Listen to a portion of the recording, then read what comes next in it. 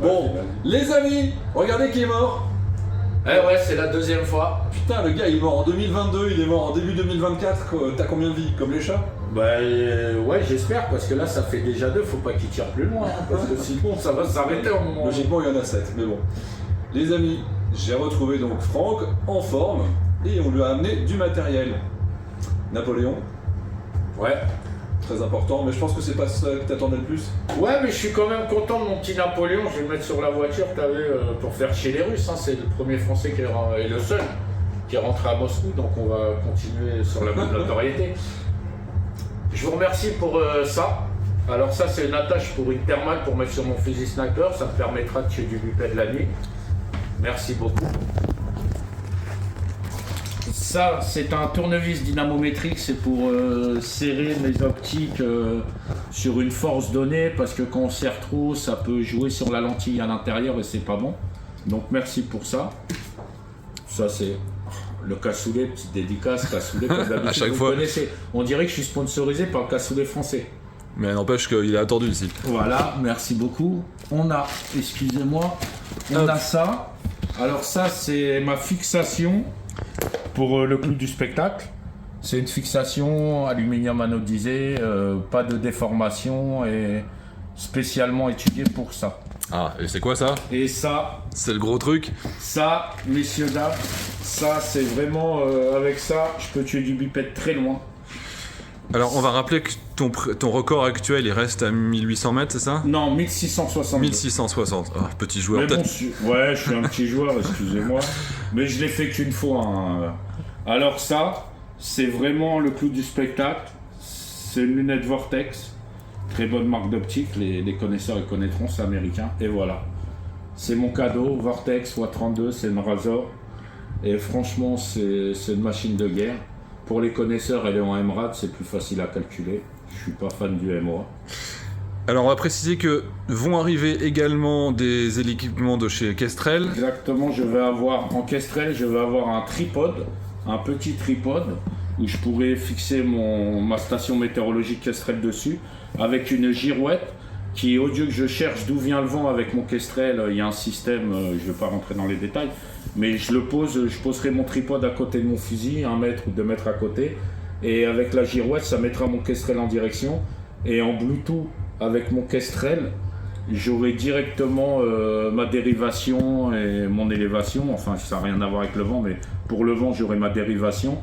Et ça m'a permis aussi, on l'a pas là, je l'ai acheté directement, j'ai un télémètre laser Vortex que je pourrais directement mettre en Bluetooth avec mon Kestrel. Ça veut dire maintenant je serai derrière mon fusil, je mets un coup de télémètre laser, tac, et sur mon téléphone que j'emmène au combat avec l'application Kestrel, j'aurai en instantané le vent et la distance, et comme ça me donnera mon élévation et ma dérivation directement sur mon téléphone instantanément.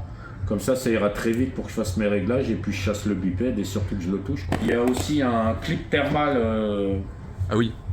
IC Micro qui doit être dans la voiture, mais on n'a pas eu le temps de tout décharger, Xavier vient d'arriver. Un clip thermal, c'est un système thermal, donc chaleur, que je fixe directement au bout de cette lunette, tac, et comme ça transforme ma lunette, je peux tirer de nuit avec, ça me donne les signatures thermiques. Ouais.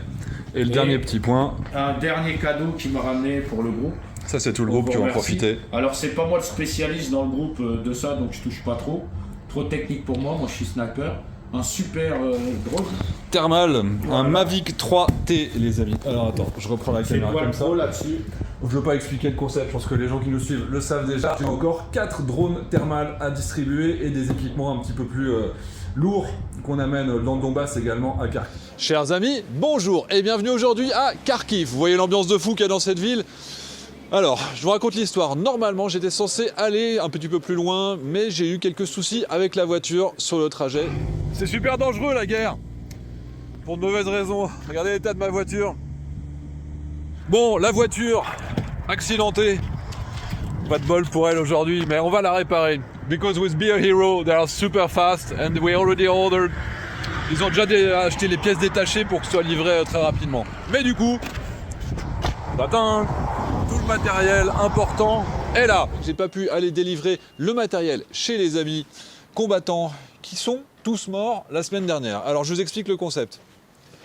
Les gars, de toute façon, je vais vous flouter dans tous les sens. On a avec nous Can. Je vous invite à le suivre sur Twitter. Il a déjà un compte TikTok, il déchire. Attends une seconde, je te file le micro. Bonjour Can. Bonjour à tous la communauté, merci à tous pour le soutien. Et puis ça nous sert vraiment sur le terrain, donc merci beaucoup du fond du cœur. Toi, t'es mort la semaine dernière aussi, t'es pas dans la liste. Je suis pas dans la liste. De toute façon, tous les Français sont morts. Ouais, tous les Français, à ce qui paraît ça. Monsieur, comment vous appelez-vous? Salut, moi c'est Pierre.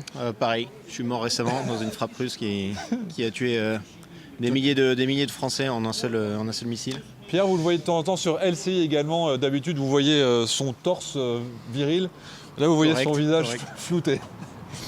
Derrière nous, on a Flash. Bonjour Flash. Ouais, salut. Bon, merci pour la voiture, même si la voiture actuellement, elle a un petit souci technique. Ouais, je leur ai montré les images à l'instant. Elle va attendre un petit peu, mais on va quand même te filer d'autres matos. Et le dernier, vous le reconnaissez, c'est Maxime. Lui, il a son TikTok dans lequel il fait des lives. Tout à fait, toujours. Comment ça se passe en ce moment? Ça se passe bien. On collecte de l'argent pour acheter du matériel pour le bâtiment et voilà. On vous mettra le lien également pour regarder ça. Alors, tout le monde n'a pas pu venir jusqu'ici. Parce que au pied levé comme ça, se ramener à Kharkiv alors que c'était moi qui devais aller jusqu'à Sloviansk, etc. C'était un peu compliqué. On a du matériel. Le premier, c'est... Il est où? Monsieur Pierre. Merci. Qu'est-ce que c'est que ça? Ça c'est un trépied qui permet de faire du tir avec un fusil de tir longue distance. Voilà. C'est très important sur le terrain parce qu'en fait très rarement en situation de combat on peut tirer allongé en fait, c'est très rare. On doit souvent prendre des positions de tir à genoux, assis, debout et donc voilà, sans trépied c'est très compliqué. Et toi tu fais des missions, tu es en soutien des brigades ukrainiennes en tant que tireur d'élite? Ouais c'est ça, on est dans une équipe de tireurs d'élite et puis on apporte nos compétences particulières en soutien des Ukrainiens sur les lignes de front. Ok, et en ce moment c'est stable? Là où on est, c'est plutôt stable. Ça ne veut pas dire que c'est calme, toujours. Mais en tout cas, les lignes n'ont pas bougé depuis un moment. Voilà. Et donc les positions tiennent, les Ukrainiens tiennent. Bien. Next. Suivant. Alors, qui aime le cassoulet? Franck, il a déjà eu sa dose. Alors, ce soir, nous avons du petit salé aux lentilles et du confit de canard. Vous êtes beaucoup trop nombreux, battez-vous. Qui prend? Moi, j'ai rien eu à manger ce soir. Allez, tu choisis un des deux? Tu prends les deux? Non. Et donne l'autre à Can. Donne à Can, il a Can, Valide. Hop. Flash. Pour toi et ton équipe, ceci est un drone Mavic 3T. Ouais, alors ça, du coup, ça va permettre l'observation de nuit parce que du coup, avec les derniers revers qu'ont les Russes avec les FPV et puis les frappes de drones standards, les droppages de bombes, on s'est aperçu qu'ils commençaient à bouger au petit matin ou vraiment à la tombée de la nuit. Donc du coup, ça va permettre de continuer à les traquer non-stop. Jour et nuit. Voilà, non-stop, pour leur mettre le plus possible dans la gueule. En complément, hop, Tiens, il y a les EcoFlow, ça, bon, ça va avec, mais en gros, c'est des batteries de secours ouais, qui du coup, permettent de ça tenir. permet, dans les positions qu'on prend, ça permet de continuer à l'observation et continuer à travailler. Pour Sphinx, qui n'a pas pu être là ce soir, mais du coup, comme tout le monde se connaît, c'est pour ça que quand on dit que les gens, on sait qu'ils sont pas morts, c'est qu'on sait réellement qu'ils sont pas morts, parce que voilà. tout le monde se connaît, et puis ils sont jamais 50 au même endroit. Hein. Après, il y a ceux comme moi qui sont venus sans passeport. Du coup, eux, ils passent au travers des filets. Voilà. Mais toi, t'existes pas. De toute façon, Ouais, vous voilà. êtes tous des fantômes. Moi, j'existe pas, donc... Faire la guerre en tant que fantôme, c'est super pratique, super furtif, les gars. Ah bah, c'est super calme. Toi, t'étais dans Kharkiv, en plus, le jour où il y a eu les attaques sur la Ouais, ville. les missiles, qu'on a reçus, qu'on reçoit assez souvent en ce moment. Ça touche beaucoup les militaires. Hein. Non, ça touche surtout les civils, c'est ça qui est malheureux. Et quand on a des belles accusations de la Russie pour dire que c'est des Français qui sont morts ou des mercenaires, voilà. Hein. Ça fait une belle pub, sauf que c'est des civils qui prennent. Ouais. Voilà, c'est ce qui est malheureux. Ils sont toujours là. C'est toi qui disais qu'en ce moment ça tire un peu moins les obus nord-coréens? Non, c'est le petit jeune. C'est toi qui as les obus nord-coréens sur la tronche? Putain, il y a un sud-coréen qui est là qui se prend des obus nord-coréens. Attendez, il faut qu'on en discute, les gars. Alors, Les Russes, ils ont annoncé qu'ils avaient des obus nord-coréens. Peut-être que c'est vrai ou pas. Alors, qu'est-ce que ça marche? En réalité, moi, ça fait depuis 1 an, je suis revenu sur la même zone sur laquelle j'ai travaillé il y a 1 an de ça. Et on était déployés récemment dans le sud à Zaporizhzhia. Là, ça tapait très fort. Ils ont envoyé tout ce qu'il y avait. Les Ukrainiens, c'est pareil, ils leur ont envoyé la réponse. Par contre, dans le nord, actuellement où on est, les Ukrainiens répliquent que si les Russes tirent. Et je vous dis, par jour, on était en mission il y a 5 jours de ça, on est resté 2 jours sur les positions. Ils ont tiré, 2 coups par jour. 2-3 coups par jour, les Russes.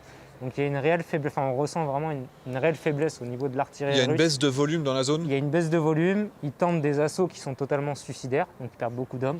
Ils postent des équipements stratégiques, donc comme des caméras, des murs en paix qui peuvent voir à plusieurs dizaines de kilomètres. On en a détruit une récemment. On Donc, vous met l'a la détruit, vidéo. on vous mettra la vidéo, on a détruit à 2 reprises sur des zones qui ne sont pas du tout stratégiques, on va dire, pour positionner ce type d'équipement. Donc 200 000 $ dans la gueule en moins, voire peut-être plus, ça fait mal. Ça fait mal. Donc on sent qu'il y a plus la guerre continue avec le temps, plus les Russes font des erreurs. Ça, c'est la réalité qu'on a. Quand tu parles d'assaut que tu considères comme suicidaire, c'est quoi? Ils arrivent en masse comme Eva à Bakhmout? Dernier assaut qu'ils ont fait, c'était c'était dans le nord, je ne peux pas dire où. Actuellement, ils ont vu qu'il y avait une faille, ils se sont engouffrés derrière. Les Ukrainiens ont perdu un homme, malheureusement, mais les Ukrainiens en effectif réduit ont abattu, ont éliminé, neutralisé 14 Russes. Ça, il y a les preuves à l'image?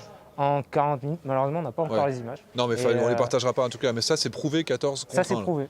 Nous, on a été en direct à ce moment-là sur les positions qui étaient en arrière. Donc, on a eu tous les appels radio à ce moment-là.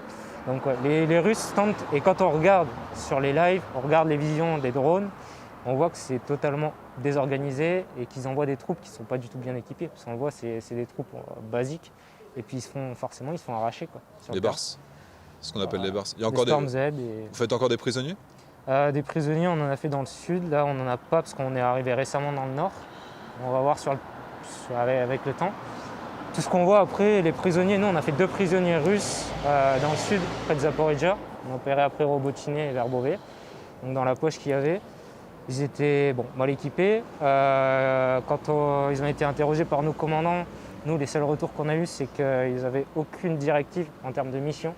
Donc après, nous, avec les drones et avec notre unité de recours, on a pu voir aussi, on voit énormément de Russes, que ce soit sur côté Klishivka, Zaporizhzhia et actuellement dans le nord. On les voit ramper, on les voit traverser des open fields, donc si vous voulez, des grands champs, sans aucun équipement, sans aucun support. Et certains sont tout simplement isolés. Donc on les voit isolés tout seuls et puis ils attendent juste avec les bras ouverts. Donc, on sent que les mecs, c'est juste des soldats, mais par contre, ils attendent la mort. Ils n'ont pas d'entraînement, quoi. Il y en a beaucoup, ils n'ont pas d'entraînement, ça se voit. Et derrière, ils attendent la mort, réellement. Et les vidéos, dès qu'on aura l'autorisation. Même sensation de ton côté, Flash? Enfin, je sais pas comment ça se passe pour tes gars. Là, maintenant, on est passé sur une phase où on utilise pas mal de drones. Parce qu'on a beaucoup de... Il y a un problème aussi avec les volontaires qui viennent, tu vois, c'est qu'il y a beaucoup de gens qui viennent avec un idéalisme en fait, de la guerre en Ukraine. Tu parles des nouveaux combattants qui arrivent? Parce que ça continue à arriver, on va le préciser. Et en fait, on va dire, allez, on est à 50-60% des nouveaux qui arrivent, qui en l'espace de un peu moins d'un trimestre arrêtent, prennent des temps de repos. Certains reviennent, certains ne reviennent pas, voilà, parce qu'ils ont, entre guillemets, leur dose. Après nous, là maintenant, on est basé sur beaucoup d'opérations au drone aussi. Donc on fait pas mal de destruction de véhicules, de destruction de personnel. Récemment encore, je t'avais partagé la vidéo avec le BTR, avec le système de brouillage. Brouillage avec eux. Normalement, on a essayé de faire de l'ident, c'était pas très facile. D'ici 15 jours à 3 semaines, normalement, je pense qu'on sera sur un délai des Securops qui sera pas mal, donc tu pourras commencer à partager. Des systèmes Cornet, après des positions d'infanterie qu'on peut dire standard au niveau des combats de tranchées, mais les Russes ont tenté encore des assauts qui sont en termes de personnel, ça n'a aucune valeur pour le peu de valeur stratégique qu'a la position, quoi. On est d'accord que les Ukrainiens, ils ont arrêté d'essayer de pousser là. Ouais. C'est du harcèlement, en fait, c'est de l'attaque contre-attaque, mais sur des petites positions. On est clairement plus sur des opérations offensives à grande envergure.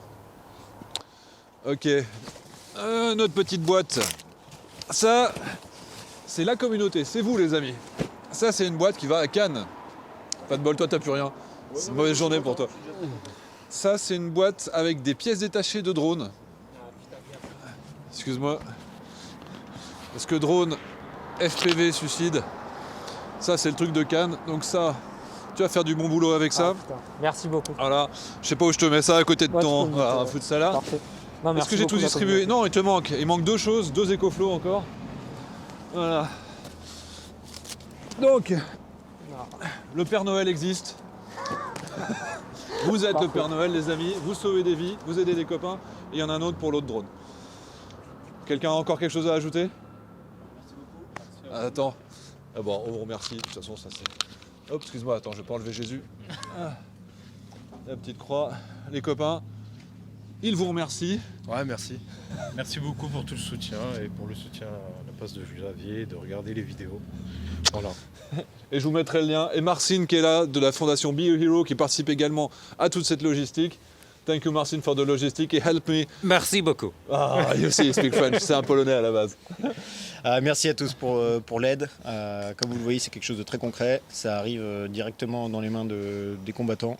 Donc voilà, continuez à soutenir Xavier parce que ce qu'il fait, c'est vraiment important. Merci beaucoup. Alors, je fais bien la distinction.